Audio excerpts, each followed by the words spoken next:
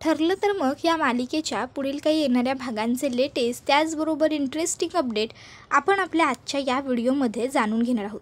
चला तर मग मित्रांनो, अजिबातच वेळ वाया न घालवता सुरुवात करूया आपल्या आजच्या या व्हिडिओला।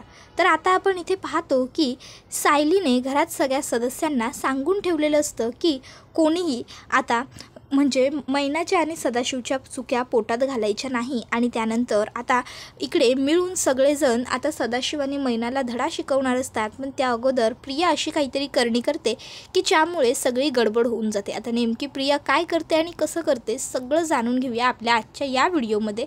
तर सायलीला आठवणार तिचा भूतकाळ, आता तो कसा ते सुद्धा जाणून घेऊया। तर आता इथे प्रियाने तर ऐकलेलं असतं की सदाशिव आणि मैनाच्या कोणत्याही चुका घरातल्या कुठल्याच सदस्यांनी पाठीशी घालायच्या नाही असं सायलीने घरातल्या सगळ्यांनाच सांगून ठेवलेलं असतं। आता ही गोष्ट जेव्हा प्रिया ऐकते तेव्हा प्रिया म्हणायला लागते की नाही, जर आता सायलीने घरातल्यांना हे असं सांगितलं आहे तर याचा अर्थ नक्की असाच होतो की सायलीला त्या दोघांबद्दल काहीतरी कळालं। आता त्यांना हे कळायच्यात की हे दोघं माझे आईवडील आहेत, या दोघांनाही इकडनं कटवायला हवं। पण ते कसं करू हा प्रश्न आता तिला पडलेला असतो। मग प्रिया काय विचार करते की आपण मैनाला समजवायला हवं। मग ती मैनाकडे येते आणि मैनाला सांगायला लागते की हे बघा मैना काकू, आता सायलीला तुमच्यावरती संशय आलेला आहे की तुम्ही तिचे आई बाबा नाही आहात, म्हणूनच ती सतत तुमच्यावरती लक्ष ठेवायला लागलेली आहे। आणि जर आता तुम्ही या घरामध्येच राहिलात तर मग तिचा संशय दाट होत जाईल आणि तिला खरं काय असेल ते समजेल।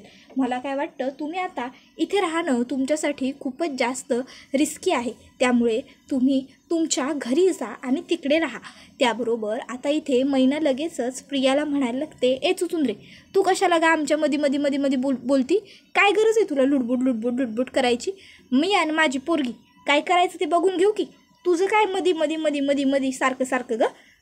प्रत्येक वेळी बघते सारखं मैना काकू जाच करत असती। कधीतरी बोल की तोंडभर राहा म्हणून। त्याबरोबर आता मग मात्र प्रियाचा प्लॅन फसतो। प्रियाला वाटलेलं असतं की ती मैना आणि सदाशिवला घरातून जायला तयार करेल, पण शेवटी मैना ही तिचं काही ऐकून घेत नाही, उलट ते तिला 4 शब्द सुनावते। प्रिया आता खोलीत येते आणि म्हणायला लागते की नाही प्रिया, नाही, तुला ही अशी चिडचिड करून चालणार नाही आहे, तर तुला स्वतःला शांत ठेवावं लागेल। शांतपणेच तुला त्या सदाशिव आणि मैनाला घराच्या बाहेर काढावं लागेल, कारण अशी चिडचिड केल्याने तुला काहीसुद्धा मिळणार नाही आणि काही निष्पन्नसुद्धा करता येणार नाही आहे। त्या सदाशिव आणि मैनावतीला जर घराबाहेर काढायचं असेल तर मला ना त्यांची काहीतरी दुःखतीनं शोधली पाहिजे। तसंही ते माझे आईवडील आहेत, माझ्यासारखेच, माझ्या इतकेच चिकट, त्यामुळे इतके सहजासहजी तर ते सुद्धा मान्य करणार नाही इकडनं जायला। पण ही गोष्ट मी आज बोलली आहे, कोणासमोरही मला हिचा उच्चार करायचा नाही आहे की ते दोघं माझे आईबाबा आहेत। त्याबरोबर इकडे आता अर्जुन आणि चैतन्य हे दोघंजणं पेडणेकर केस नावाच्या एका केस संदर्भात पोलीस स्टेशनला पोहोचलेले असतात। आता पोलीस स्टेशनला आल्यावर मग चैतन्य हा पेडणेकर केस संबंधी जी काही चौकशी करायची असते ती सगळी करून घेतो। आता चैतन्याने पेडणेकर केस संबंधीची चौकशी करून घेतल्यानंतर मग आता लगेचच अर्जुन हा सायलीच्या आईबाबांबद्दल आपण इथेच विचारूया का असं विचारतो। चैतन्य म्हणतो, हो विचारून घे की। मग आता अर्जुन हा इन्स्पेक्टर साहेबांना विचारतो की सर, तुम्ही या माणसाला ओळखता का? मग आता लगेचच सायलीच्या वडिलांना बघत पोलीस म्हणतात की हो, हा माणूस तर कस्टडीत आहे, अहो दारू पिऊन मारामारी केली याने। पण मिस्टर सुभेदार, तुमचा याच्याशी काय संबंध? मग अर्जुन सांगतो की तुम्ही त्यांना सोडाल का प्लीज, त्यांना बाहेर घेऊन या। मग त्याला बाहेर आणलं जातं। तर दुसरीकडे आता सायली ही पूर्णाजींच्या खोलीची आवरावर करत असते।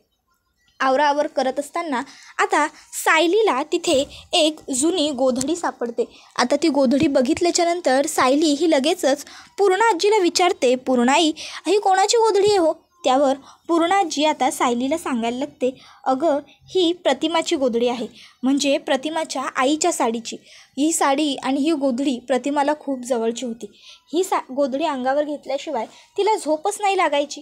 आता हे ऐकल्यावर सायली म्हणते, अहो पूर्णाजी, जर असं असेल ना तर आपण पुन्हा ही साडी प्रतिमा आत्यांकडे घेऊन जायला हवी। कदाचित ही गोधडी बघून त्यांना आणखीन त्यांच्या भूतकाळाबद्दल काही गोष्टी आठवतील। आता सायलीने हे असं म्हटल्याबरोबर पूर्णाजींना सुद्धा असं वाटतं की हो, जे काही सायली बोलते ते बरोबर आहे। मग आता पूर्णाजी आणि सायली ह्या दोघीजणी ती गोधडी घेऊन प्रतिमा आत्याच्या घरी आलेले असतात। प्रतिमा त्या दुपारची झोपलेली असताना आता त्या दोघीजणी तिच्या अंगावरती ती गोधडी पांघरतात. आता ती गोधडी अंगावर पांघरल्याबरोबर प्रतिमात्या जागी होते. तर सायली आता प्रतिमात्यांना विचारते, प्रतिमात्या, हे गोधडी अंगावर पांघरल्यानंतर तुम्हाला काही जाणवतंय का हो? काही आठवत आहेत का जुन्या गोष्टी? त्यावर प्रतिमात्या होकार देते आणि तिला काय काय आठवतं ते सगळं सांगायला लागते. तर सायली आता म्हणते, प्रतिमात्यांना असं गोधडी पांघरलेलं बघितलं आणि मला माझा एक प्रसंग आठवला. आणि मग ती सांगायला लागते, म्हणजे हे कुठं घडलं होतं ते तर मला आठवत नाही आहे, पण मी लहान असताना ना माझंसुद्धा असं कोणाबरोबर तरी गोधडीवरून भांडण झालं होतं. असं सगळं पूर्ण व्यवस्थित तर काही आठवत नाही आहे मला, पण तरीही पुसट असं आठवतं कधीतरी. म्हणजे मी ना कोणाबरोबर तरी भांडत होते की मला माझ्या म्हणजे ह्या गोधडीबरोबर झोपायचं आहे, मी झोपणार, तू झोपणार नाही, मला झोपायचं आहे, आई मला झोपू दे, हे शब्द मला आठवतात, माझ्या कानावर पडतात. मी आईजवळ झोपणार, मी आईजवळ झोपणार, परत नाही मला आत्याजवळ झोपायचं आहे. त्याबरोबर आता प्रतिमात्या आणि पूर्णाजी जेव्हा हे सगळं ऐकते तेव्हा प्रतिमात्यालासुद्धा मध्ये काहीतरी आठवतं आणि ती म्हणते, हो, आणि मग आपण तिघं एकत्र झोपलो, तू माझ्या या बाजूला झोपलीस आणि अर्जुन त्या बाजूला. आता प्रतिमात्याने असं म्हटल्यावर सायली प्रतिमात्याकडे बघायला लागते. तर प्रतिमात्याला ती विचारते, आता तुम्ही हे काय बोलताय? त्यावर प्रतिमात्या सांगते, अगं म्हणजे अर्जुन लहान होता ना तेव्हा सेम असंच घडलं होतं अर्जुनमध्ये आणि तन्वीमध्ये. मी झोपणार, मग त्यावेळेस मी त्या दोघांसाठी हा पर्याय केला होता. मी मध्ये झोपले आणि त्या दोघांना 2 कुशीत घेतलं. त्याबरोबर आता पूर्णाजी हे सगळं ऐकत असतात. पूर्णाजींना आता मात्र प्रश्न पडत असतो की हे कसं शक्य आहे? म्हणजे सायलीचा भूतकाळ प्रतिमाने पूर्ण कसं काय केलं असेल? प्रतिमाला आणि सायलीला एकासारख्या गोष्टी कशा काय त्यांच्याबरोबर झालेल्या वाटतात? त्या दोघींना एकसारख्या गोष्टी कशा आठवू शकतात? नक्की हे असं कसं काय? हा प्रश्न आता पूर्णाजींच्या मनात घर करून बसलेला असतो. मग पूर्णाजी सायलीला म्हणतात, बरं जाऊ दे सायली, चल आता आपण निघूया, आपल्याला उशीर होतोय. नाही, घरीसुद्धा जायचं आहे, घरी सगळेच जण आपली वाट बघत असतील. पूर्णाजीला प्रतिमात्या थांब म्हणत असते. तर पूर्णाजी सांगते, अगं नको, आता अर्जुनही यायची वेळ झाली, आम्ही नंतरनं येऊ कधीतरी पुन्हा. मग आता पूर्णाजी आणि सायली दोघीजणी घरी आलेले असतात. आता घरी आल्यावर अर्जुनने सदाशिवला पोलीस स्टेशनमधनं सोडवून आणलेलं असतं. अर्जुनने जी काही पोलिसांची नुकसान भरपाई द्यायची असते ती सगळी दिलेली असते आणि सदाशिवला घरी आणलेलं असतं. आणि मग घरी आल्यावर अर्जुन पोलिसांनी जे काही त्याला सांगितलेलं असतं ते घरात सगळ्यांना सांगायला लागतो आणि म्हणत असतो की सदाशिव काका, आता तरी खरं बोलणार आहात की अजूनही काही लपवाछपवी, काही खोटं नाटं बोलायचं आहे? तुम्ही हे सगळं केलं, तुम्हाला बरोबर वाटतंय का? काय गरज होती तुम्हाला म्हणजे दारू प्यायची, चोऱ्यामाऱ्या करायची? कोणी सांगितलं होतं तुम्हाला हे सगळं करायला? त्याबरोबर मग आता सदाशिव काही बोलणार इतक्यात अर्जुन म्हणतो, बघितलंस यांनी काय केलंय ते? आता अर्जुनने हे सगळं घरातल्या सगळ्यांना सांगितल्यावर सगळ्यांनाच खूप मोठा आश्चर्याचा धक्का बसतो की बापरे, चक्क सायलीचे बाबा आणि चोऱ्यामाऱ्या, सायलीचे बाबा आणि चक्क मारामाऱ्या. पण आता कोण कसं काय बोलणार? मग अर्जुनच म्हणतो, हे बघा, तुम्हाला वाटतं की तुमच्या मनात येईल तसं, मनात येईल तेव्हा, मनात येईल ते तुम्ही करू शकाल तर हे चुकीचं आहे. हे सुभेदारांचं घर आहे आणि सुभेदारांच्या घरात हे असं वागणं खपवून घेतलं जाणार नाही. तर घरातले सगळेच जण म्हणजे खरं तर सायलीच्या बाबांवरती जरा चिडतात, कारण सायलीनेच सगळ्यांना सांगून ठेवलेलं असतं की माझे आईवडील आहेत म्हणून त्यांची प्रत्येक चूक पाठीशी घालण्याची काहीसुद्धा गरज नाही आहे. मग आता प्रताप हा सुद्धा चिडतो, कल्पना चिडते, पूर्णाजीसुद्धा चिडते. पूर्णाजी म्हणत असते की हे बघा, तुम्ही सायलीचे आईवडील आहात ही गोष्ट मंजूर, पण म्हणून तुम्ही काहीही वागू शकत नाही. त्यावर अस्मितासुद्धा म्हणायला लागते, नाहीतर काय, सायलीचे आई बाबा आहात म्हणून काय तुम्ही काहीही कराल का? तुम्ही चोऱ्यामाऱ्या करता, दारू पिऊन तमाशा करता, या सगळ्याला काय अर्थ आहे? हे बघा, हे सभ्य लोकांचं घर आहे, इथं हे असं सगळं वागू नका प्लीज. त्याबरोबर लगेचच आता सायली म्हणत असते, आई बाबा ऐकताय ना माझ्या सासरचे काय म्हणतायत ते?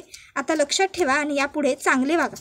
नाही म्हणजे मी सुद्धा काही करू शकणार नाही जर त्यांनी तुम्हाला घरात राहायला नाही दिलं तर.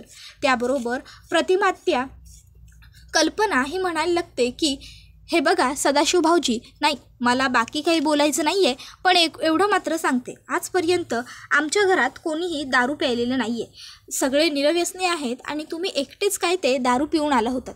त्यामुळे ही गोष्ट पुन्हा खपवून घेतली जाणार नाही. पुन्हा असं वागणार नाही तुम्ही, अशी मला खात्री वाटते तुमच्याबद्दल. पूर्णाजीसुद्धा म्हणते, सदाशिव मला तुझ्याकडनं ही अपेक्षा नव्हती, पण तुम्ही हे जे काही केलं आहे ते खूपच चुकीचं होतं. पुन्हा हे असं होऊ देऊ नका. नाही म्हणजे खबरदारी घ्या, म्हणजे आम्हाला काही टोकाचा निर्णय घ्यावा लागणार नाही अशी आपली आशा. त्याबरोबर मग सदाशिव काही बोलत नाही, तो गप्पच राहतो. तर मग आता सायली म्हणते, बाबा आई तुमच्याशी बोलतायत, घरातले सगळेच तुमच्याबरोबर बोलतायत. त्याबरोबर मग आता लगेचच इकडे सदाशिव हा सगळ्यांसमोर हात जोडतो आणि सगळ्यांची माफी मागतो. आता प्रियाने हा सर्व प्रकार चोरून ऐकलेला असतो. प्रिया जेव्हा हे सगळं चोरून बोलणं ऐकते तेव्हा ती विचार करते की चला, म्हणजे आता आपल्या हातामध्ये हुकमाचा एक्का लागलेला आहे. सदाशिव आणि मैनाला आपण याच गोष्टीवरनं घाबरवू शकतो की जर घरातल्या सगळ्यांना त्यांच्या वाईट गोष्टींबद्दल कळालं तर मग घरात त्यांना राहू देणार नाही. मग आता प्रिया ही सगळेजण सदा आणि मैनाच्या खोलीतून बाहेर पडण्याची वाट बघते. आणि जेव्हा सदा आणि मैनाच्या खोलीतून सगळे बाहेर पडतात तेव्हा प्रिया त्यांच्याकडे जाते आणि त्यांना म्हणत असते की बघा, मी तुम्हाला आधी समजावत होते पण तुम्ही माझं ऐकलं नाही. आता शेवटी घरातल्या सगळ्यांनीच तुम्हाला हे घर सोडावं लागेल असं सांगितलं की नाही. अहो, जर तुम्हाला घरातल्यांनी घराबाहेर काढलं ना तर मग सायली आणि अर्जुनसुद्धा तुमच्यावरती लक्ष देणार नाही म्हणजे असं आता प्रियाला ते दोघं विचारतात. त्यावर प्रिया सांगते, लक्ष देणार नाही म्हणजे तुम्हाला पैसे वगैरे देणार नाही हो, आणि तुम्हाला तर पैसेच हवे होते म्हणूनच तुम्ही इथे सायलीचे आईवडील आहात आणि म्हणूनच तुम्ही इथे राहिलात. पण जर तुम्ही घरातल्या सगळ्यांना असा त्रास दिलात, तुमच्या मनाप्रमाणे मनमानी करायला लागलात ना, तर मग मात्र घरातले सगळेजण तुमच्यावरती चिडतील, रागवतील आणि तुम्हाला घराबाहेर काढतील. आता तुम्ही ठरवा की तुम्हाला काय करायचं आहे. नाही म्हणजे मनमानी करून घरातनं हकललं जायचं आहे की सायलीच्या मनाप्रमाणे वागून ह्या घराचा भाग म्हणून राहायचं आहे. घरात जरी नाही राहिलात, फक्त घराचा भाग म्हणून राहिलात तरी तुम्हाला त्यांच्याकडनं पैसे लुबाडता येतीलच. तुम्ही तुमच्या घरी राहूनसुद्धा हे काम करूच शकता. मग आता मैनावतीला आणि सदाशिवला प्रियाचं हे बोलणं पटलेलं असतं, कारण त्यांना हे तर माहीत असतंच की सायली आणि अर्जुन त्यांना काही वाऱ्यावरती असे सोडून देऊ शकत नाही. आता त्या दोघांनी त्यांची जबाबदारी घेतली आहे म्हणजे ते त्यांना सांभाळणारच. मग ते विचार करतात की ही पोरगी बोलते त्यात काही खोट नाही म्हणजे सायली आता आपल्याला सोडून तर देणार नाही आहे. मग आपण इथं राहिलो काय आणि नाही राहिलो काय काहीच फरक पडत नाही. आपण आपल्या घरी जाऊनसुद्धा सायलीला लुटू शकतो. म्हणून मग आता सदा आणि मैना ठरवतात की आपण आता आपल्या घरी जाऊन राहायचं आणि तिकडनं फक्त सायली अर्जुनकडनं पैसे घ्यायचे. कारण इकडे कसं आपल्याला लिमिटेशन्स पाळावे लागत आहेत, लिमिटमध्ये राहावं लागतं आहे. तसं आपल्या घरी आपण कसंही राहू शकतो, निवांत राहू शकतो आणि पैसे तर हे आपल्याला देतीलच. प्रिया म्हणते, हे बोललात ना हुशार माणसांप्रमाणे, आता जा आणि सायली आणि अर्जुनला सांगा की तुम्हाला आता इथे राहायचं नाही आहे म्हणून. आणि ते तुम्हाला खूप समजावण्याचा प्रयत्न करतील की नका जाऊ, पण तुम्ही त्यांचं काहीही ऐकून घेऊ नका. तुम्ही त्यांना सांगा की लेकीच्या सासरी राहणं तुम्हाला खटकतं आहे, पटत नाही आहे आणि जा, कळलं ना. त्याबरोबर ते दोघंही म्हणतात की ठीक आहे, आम्ही बोलतो जावई बापूंबरोबर आणि सायलीबरोबर सुद्धा. आणि मग आता सदाशिव आणि मैना हे सायली आणि अर्जुनकडे आलेले असतात. आणि मग आता ते अर्जुन आणि सायलीला सांगायला लागतात की हे बघा जावई बापू, सायली, आता आम्ही लोक निघतो. नाही म्हणजे त्याबरोबर सायली म्हणते, का तुम्ही इथे का राहत नाही आहात. त्यावर मग आता ते दोघंही सांगायला लागतात, अगं सायली, लेकीच्या घरचं पाणी पिणंसुद्धा आईवडिलांसाठी हराम असतं, पण आम्ही तुझ्याबरोबर आम्हाला लहानपणापासून वेळच घालवता आला नाही म्हणून राहिलो. थोडी तुझी काळजी घ्यावी असं वाटलं, तुझ्याबरोबर राहावं, तुझ्या डोक्यावरनं मायेने हात फिरवावा असं वाटलं ना म्हणून राहिलो. आईचं काळीज होतं गं मैनीचं, त्यामुळं मैनीला तुझ्याजवळ राहायची इच्छा झाली ना म्हणून राहिलो. पण म्हणून तुझ्या सासरच्यांचा आम्ही फायदा तर घेऊ शकत नाही ना. ते काही बोलत नाही तर आता आम्ही निघायला हवं. आता सायली म्हणते, नाही काही गरज नाही आहे आणि घरातल्या कोणाचीही इच्छा नाही आहे की तुम्ही इकडनं जावं, त्यामुळे तुम्ही इकडे राहूच शकता. आई बाबा, तुम्हाला काही हरकत नाही ना माझ्या आईबाबांच्या इथे राहण्याने. त्याबरोबर सदा आणि मैनाला लगेचच इकडे आई बाबा म्हणतात की नाही बिलकुलच नाही. सायली म्हणते, मग आता झालं ना सगळं सॉल्व, तुम्ही राहा. त्याबरोबर आता लगेचच इकडे मैना आणि सदाशिव म्हणायला लागतात की अगं त्यांना जरी काही हरकत नसली तरी आम्हाला आहे की हरकत. आम्ही आमच्या लेकीच्या सासरी आणखीन किती दिवस असे पडून राहणार हा प्रश्न सतत आमचं मन आम्हाला विचारतं. त्यामुळे आता आम्ही आवरावर करायला घेतो आणि आम्ही आता निघतो. तुला जेव्हा आमची आठवण येईल की नाही तेव्हा तू आमच्याकडे ये, हक्काने ये आईवडिलांकडे माहेरी राहायला. आणि मग आता सदाशिव आणि मैना जायला लागतात. आता लगेचच इकडे ते पॅकिंग करायला गेल्यावर अस्मिता सायलीला म्हणते, सायली कदाचित आम्ही त्यांच्याशी सगळे वाईट वागलो ना, त्याचं त्यांना वाईट वाटलं असेल दोघांनाही, म्हणून ते दोघं जायला लागलेत. अगं थांबव त्यांना. ते दोघंही गेले तर नंतरनं तुलासुद्धा खूप वाईट वाटेल, रिग्रेट फील होईल की तुझे आई बाबा तुझ्यामुळे गेले. त्यावर सायली म्हणते, नाही अस्मिताताई मला असं काही वाटणार नाही आहे. आता खरं तर इकडे या दोघांना वाटलेलं असतं की सायली त्यांना पैसे वगैरे देईल जाताना, पण सायली पैसे वगैरे त्यांना काहीच देत नाही. उलट ती त्या दोघांना म्हणते, आई बाबा जाताय ते जा, पण सांभाळून जा, सावकाश जा. घरी पोहोचल्यावर मला कॉल करा किंवा मेसेज करा, नाही म्हणजे मलासुद्धा कळून जाईल ना की तुम्ही घरी कधी पोचलात काय. आणि हो, घरी गेलात की इना, मीना, रीना सगळ्यांना मी विचारलं आहे असं सुद्धा सांगा. आठवणीने निरोप द्याल हा माझ्या बहिणींना. त्यावर लगेचच सदा आणि मैना म्हणतात की हो चालेल ना, सांगतो तू विचारलं आहेस असं सांगतो. हां बरं चल आता आम्ही निघू का सायली. त्याबरोबर सायली म्हणते, हो निघा, सावकाश निघा, सांभाळून जा आणि रस्त्यात काही अडचण आली तर मला कॉल करा, ठीक आहे ना. त्याबरोबर मग आता लगेचच इकडे सदा आणि मैना हे दोघंही जणं तिकडनं जायला लागतात. दोघं बाहेर येतात आणि म्हणत असतात, कसलं काय वाटलं होतं जरा पैसे वगैरे देईल, पण कशाला काय दिलं आपल्याला, काहीसुद्धा दिलेलं नाही आहे त्या सायलीनं. अशी कशी आहे काय माहिती एवढी चिकट. त्याबरोबर आता लगेच इकडे सायली ही घरात सगळ्यांना म्हणत असते की तुम्ही कोणीही माझे आईबाबा इकडनं निघून गेल्याचं वाईट वाटून घेऊ नका, कारण कोणाचा काही दोषच नाही आहे. ते दोघंजणं निघून गेले कारण त्यांना इथे राहायचं नव्हतं. त्या बदल्यात आपली काही कोणाची चूक नाही आहे. त्यामुळे तुम्ही उगाचच्या उगाच माझे आईबाबा इथे थांबले नाही याचा फार विचार करू नका. त्याबरोबर इकडे प्रियाचा जीव भांड्यात पडलेला असतो. प्रियाला वाटतं चला बरं झालं हे सदा आणि मैना दोघंजणं निघून गेले, ते जर इथे राहिले असते तर उगाचच्या उगाच माझ्या डोक्याला सतत ताप बनले असते, उगाचच्या उगाच मला सतत इरिटेट करत राहिले असते. आता ते दोघं गेलेत म्हणजे माझाही जीव जरा मोकळा झाला आहे. पण काहीही झालं तरी मला ही गोष्ट सगळ्यांपासून लपवून ठेवावीच लागणार आहे की सदा आणि मैना हे दोघं सायलीचे नसून माझे आईवडील आहेत. त्याबरोबर आता हा व्हिडिओ इथेच संपतो.